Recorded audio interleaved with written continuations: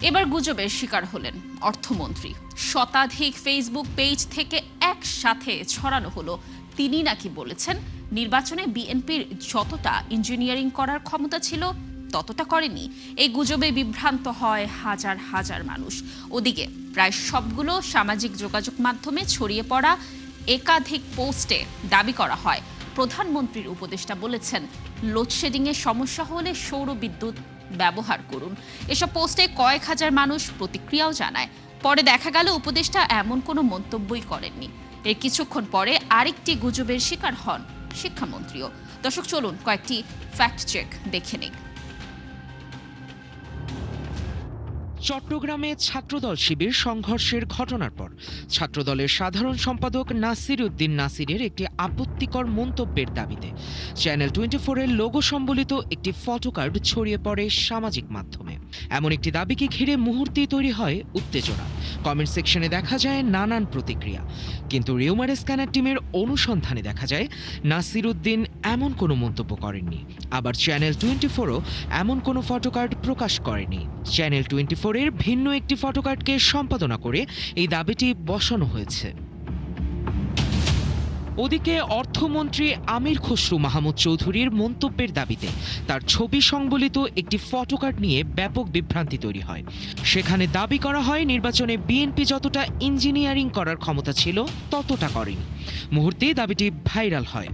বহু মানুষ যখন এমন মন্তব্যে বিভ্রান্ত হচ্ছেন তখন যাচাই করে দেখা যায় অর্থমন্ত্রী এমন কোনো মন্তব্য করেননি।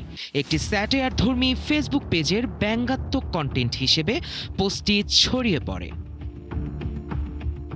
আবার লোডশেডিং প্রসঙ্গে প্রধানমন্ত্রী তারেক রহমানের পলিসি অ্যান্ড স্ট্র্যাটেজি উপদেষ্টা জাহেদুর রহমানের সমস্যা হলে সৌরবিদ্যুৎ ব্যবহার করুন এমন মন্তব্যের দাবিতে ছড়ানো ফটোকার্ডটিও সম্পূর্ণ ভুয়া ও বানোয়াট। যাচাই করে দেখা যায় তিনি এমন কোনো মন্তব্য করেননি। দাবিটির পক্ষে কোনো নির্ভরযোগ্য তথ্য প্রমাণও নেই। কোনো তথ্য প্রমাণ ছাড়াই ভুয়া এই দাবিটি ছড়ানো হয়েছে। গুজব এখানেই শেষ নয়। শিক্ষামন্ত্রী ডক্টর আ.ন.ম এহসানুল হক মিলন নাকি বলেছেন প্রাথমিক ও মাধ্যমিকে উপবৃত্তির টাকা বাতিল। শিক্ষামন্ত্রীর এমন সিদ্ধান্তের দাবিতে বিটিভির লোগো সম্বলিত একটি ভিডিও দ্রুতই ছড়িয়ে পড়ে টিকটকে, যা প্রায় 34,000 ভিউ অতিক্রম করে। কিন্তু সরকার এমন কোনো সিদ্ধান্ত নেননি এবং বিটিভিও এ ধরনের কোনো সংবাদ প্রকাশ করেনি। শিক্ষা মন্ত্রণালয়ের পক্ষ থেকে বিষয়টি সম্পূর্ণ ভুয়া ও ভিত্তিহীন বলে নিশ্চিত করা হয়েছে। দর্শক, আজকের অপতথ্যগুলো যাচাই করতে গিয়ে দেখা গেল সামাজিক যোগাযোগ মাধ্যমে রাষ্ট্র ও সরকার ব্যবস্থাকে কেন্দ্র করে ধারাবাহিকভাবে ছড়ানো হচ্ছে নানা গুজব। যথারীতি গুজবের টার্গেটে রয়েছে বিএনপি ও দলটির নেতারা। নানান অভিনব কৌশলে ছড়ানো এসব গুজবের ফাঁদে না পড়তে সচেতনতার পাশাপাশি সতর্ক থাকার পরামর্শ বিশেষজ্ঞদের। শায়ক দাস, ৭১। দর্শক, আমরা কিছু ফ্যাক্ট চেক দেখে নিচ্ছিলাম। ইতিমধ্যেই আমরা আপনাদের জানিয়েছি যে আমাদের সাথে যুক্ত আছেন স্বেচ্ছাসেবক দলের কেন্দ্রীয় কমিটির সাংগঠনিক সম্পাদক নাজমুল হাসান। আমরা তার সাথে কথা বলবো। নাজমুল হাসান, আপনাকে স্বাগত জানাচ্ছি ৭১ টেলিভিশনে। জি, ধন্যবাদ আপনাকে। নাজমুল হাসান, আপনিও নিশ্চয়ই ফ্যাক্ট চেকগুলো দেখছিলেন। দর্শকদেরকে আমরা জানাচ্ছিলাম বিভিন্ন ধরনের গুজব আসলে প্রতিদিনই ছড়াচ্ছে। আজকে সবচেয়ে লক্ষণীয় যে গুজবটির কথা যদি বলি, যে বলা হয়েছে যে নির্বাচনে বিএনপির যতটা ইঞ্জিনিয়ারিং করার ক্ষমতা ছিল তা করেননি। সম্পূর্ণ ভিত্তিহীন একটি তথ্য, ইতিমধ্যেই প্রমাণিত। এই বিষয়ে কি বলবেন, জানাবেন আপনি? নির্বাচনের আগ থেকেই কিন্তু একটি মহল বিএনপিকে টার্গেট করে এই ধরনের অপতথ্য সোশ্যাল মিডিয়ায় ভাইরাল করছে। নির্বাচন হয়ে যাওয়ার পর তারা আবার নতুন করে সরকারের গুরুত্বপূর্ণ মন্ত্রী বা ব্যক্তিবর্গকে টার্গেট করে বিভিন্ন বিখ্যাত জনপ্রিয় গণমাধ্যমের ফটোকার্ডকে নকল করে তারা এই ধরনের বিভ্রান্তি করার চেষ্টা করছে। আসলে তাদের মূল লক্ষ্য যে একটি গণতান্ত্রিকভাবে নির্বাচিত সরকারকে অপদস্থ করা বা দেশের মধ্যে একটা বিশৃঙ্খলা সৃষ্টি করা। সবচেয়ে বিস্ময়কর ব্যাপার হলো যে এই ধরনের ফেক আইডি বা আমরা যেটাকে বলি বট বাহিনী, এই ফেক আইডি বা বট বাহিনী যাদের পেট্রোনাইজে গড়ে উঠছে তারা কিন্তু এই জামাত শিবির। আপনি প্রত্যেকটা শিবির কর্মীর আপনি যদি মোবাইল চেক করে দেখেন যে ওদের মোবাইলে কমপক্ষে 6 থেকে 7টা আইডি বা অ্যাকাউন্ট খোলা আছে, এবং সারা দেশে যদি শিবিরের 50,000 কর্মী থাকে, ওরা ফেসবুক অ্যাকাউন্ট মেনটেন করে কমপক্ষে 30 থেকে 40 লাখ, এবং খুবই উদ্দেশ্য প্রণোদিতভাবে ওরা এই কাজগুলো করছে দেশের গণতান্ত্রিক অগ্রযাত্রাকে বিনষ্ট করার জন্য এবং গণতান্ত্রিকভাবে নির্বাচিত একটি স্থিতিশীল সরকারকে বিপদে ফেলানোর জন্য। জি তা আমি মনে করি নাজমুল হাসান, আপনি যেমনটি বলছিলেন যে এগুলো উদ্দেশ্য প্রণোদিত, অবশ্যই উদ্দেশ্য প্রণোদিতভাবে একটি দলকে বা ব্যক্তিকে কেন্দ্র করে এই গুজবগুলো যখন ছড়ানো হয় তাদেরকে নিশ্চয়ই হেয় প্রতিপন্ন করতে, সেক্ষেত্রে আসলে কেন্দ্রীয় কমিটি থেকে কি ধরনের পদক্ষেপ নেওয়ার কথা আপনারা চিন্তা করেছেন বা করছেন কিনা? আমি আপনাকে একটা ডেটা দিচ্ছি। 11 এপ্রিল থেকে 17 এপ্রিল এই মাত্র 7 দিনে রিউমার স্ক্যানার 71টি এই অপতথ্য স্ক্যান করে দেখেছে যেগুলো মিথ্যা। তারপর ফ্যাক্ট ওয়াচ তারা 7টি বের করেছে যে এগুলো মিথ্যা। দা ডিসেন্ট নামে আরেকটি ইদানিং ফ্যাক্ট চেক প্রতিষ্ঠান আছে, তারা 12টিকে মিথ্যা প্রমাণিত করেছে। তো এখন আপনি যে প্রশ্নটা করছেন, অবশ্যই এটা সরকারের দায় আছে। আমি মনে করি যে সরকারের উচিত যে সাইবার ক্রাইম ইউনিটকে সচেষ্ট করা, সচল করা, এবং এই যে মিথ্যা অপপ্রচার, এটা যে শুধু বিএনপির বিরুদ্ধে হচ্ছে তা কিন্তু নয়। আমি মানে অবাক বিস্ময়ে দেখছি যে আমাদের নারী সমাজের যারা প্রতিনিধি, যারা রাজনীতি করে বা যারা সেলিব্রিটি, তাদের বিরুদ্ধেও এই যে শেমিং, এই যে ব্লেমিং করছে, একটা ভয়াবহ অবস্থা। বাংলাদেশের মানে রাজনৈতিক বা নৈতিক অবক্ষয় তো আগে এতটা ছিল না। আমি আসলে অবাক হয়ে যাই যে মানে এটা কি হচ্ছে বাংলাদেশে, এবং এই যে দল, এই যে জামাত শিবির, এদের আসলে উদ্দেশ্যটা কি? আমি আসলে আই ডোন্ট নো। আমি একজন মানে ক্ষুদে সমাজবিজ্ঞানী হিসেবে বলতে চাই, আমার মনে হয় তাদের শীর্ষ নেতাদের উচিত তাদের কর্মীদেরকে এই বিষয়ে যথাযথ শিক্ষা দেওয়া, যে একজনের বিরুদ্ধে মিথ্যা অপপ্রচার করিতে কোনো লাভ নাই। বিশেষ করে নারীর বিরুদ্ধে মিথ্যা অপপ্রচার করে তো আমাদের দেশেরই ক্ষতি, আমাদের সমাজের ক্ষতি। সেজন্য আমি সরকারকে বলবো যে অবিলম্বে সাইবার ক্রাইম ইউনিটকে সচল করতে হবে, এবং এই ধরনের মিথ্যা অপপ্রচার যাতে ফেসবুকে প্রচার না হয় সে ব্যাপারে সচেষ্ট থাকতে হবে। ধন্যবাদ আপনাকে। জি নাজমুল হাসান, আপনি যেমনটি বলছিলেন যে সচেষ্ট থাকতে হবে, অবশ্যই সচেষ্ট থাকার একটি বিষয় তো এখানে রয়েছেই, কিন্তু যদি বলতে চাই যে আমাদের প্রত্যন্ত অঞ্চলের দিকে যদি আপনি দেখেন, তারা যখন ফেসবুক, টিকটক বা ইউটিউবে কোনো ভিডিও দেখে থাকে, ফটোকার্ড সম্বলিত ভিডিও, তারা কিন্তু সহজেই বিশ্বাস করছে গুজব হলেও, কারণ তারা সত্য যাচাই বাছাই, সত্য মিথ্যা যাচাই বাছাইয়ের অপশনও তাদের কাছে কিন্তু খুব কম। আমরা যারা শহরে থাকছি তারা হয়তো কিছুটা হলেও সত্য মিথ্যা খুঁজে বের করতে পারছি বিভিন্ন অপশন ঘুরে, কিন্তু তারা একটি রাজনৈতিক দল থেকে শুরু করে ব্যক্তি পর্যায়ে, বা আপনি যেমনটি বলছিলেন শুধু রাজনৈতিক ব্যক্তি নয় বা দল নয়, নারীদেরকে বিভিন্নভাবে এখানে টার্গেট করা হচ্ছে। সেক্ষেত্রে এই সত্য মিথ্যা যাচাই করতে যেয়ে তারা যখন একটি মিথ্যা ধারণা পোষণ করছে কারো বিরুদ্ধে বা দলের বিরুদ্ধে, সেক্ষেত্রে স্থানীয় পর্যায় থেকে কোনো ধরনের ব্যবস্থা নেওয়া যায় কিনা?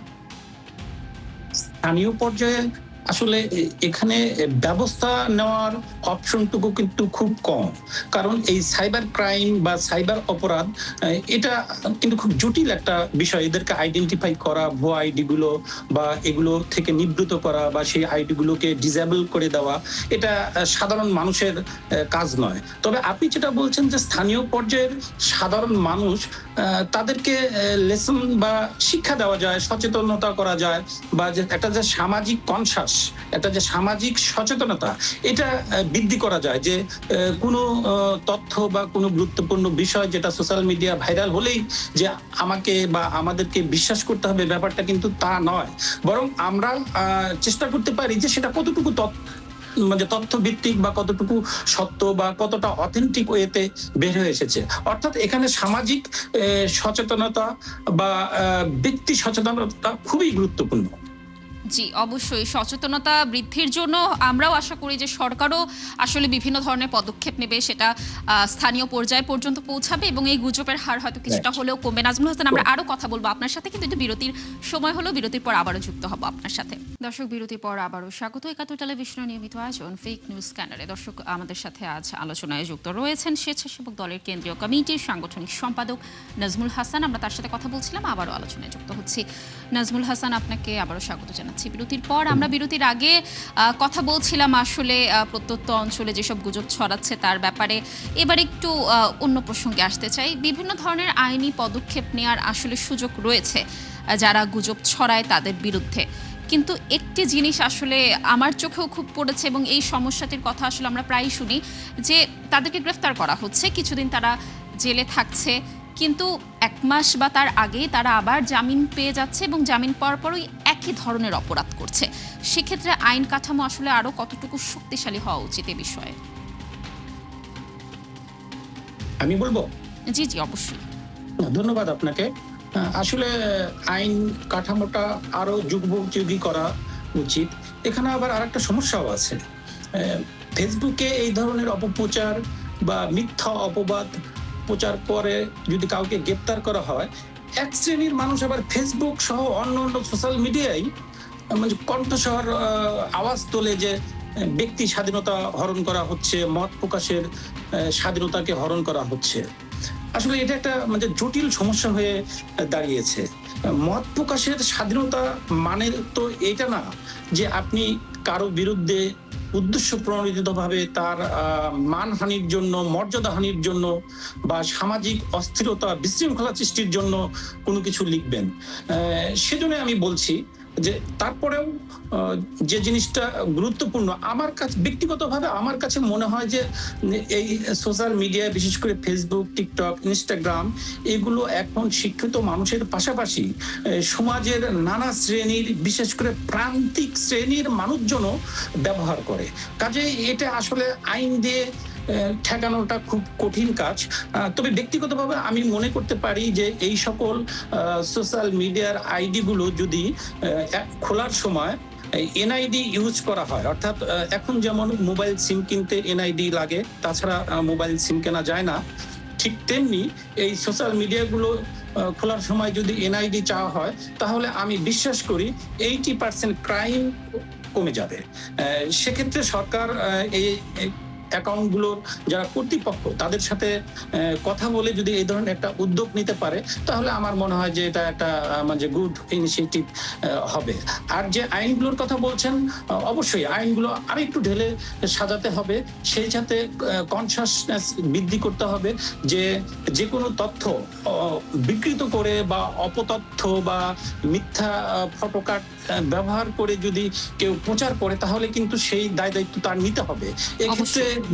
এক্ষেত্রে বাক স্বাধীনতার বা মত প্রকাশের স্বাধীনতার ধোয়া তোলে তাকে তার কোনো সুযোগ নেওয়া যাবে না। নাজমুল হাসান, এটাই বলছিলাম যে আসলে মত প্রকাশের স্বাধীনতা করতে যে কারো আসলে সম্মান হাত দেয়া বা কাউকে কেন্দ্র করে আসলে একটি গুজব ছড়ানো, সেটি অবশ্যই একটি নেগেটিভ সাইড এবং আইন হয়তো আরো বেশি শক্তিশালী হবে এবং বিচার ব্যবস্থা আরো শক্তিশালী হবে।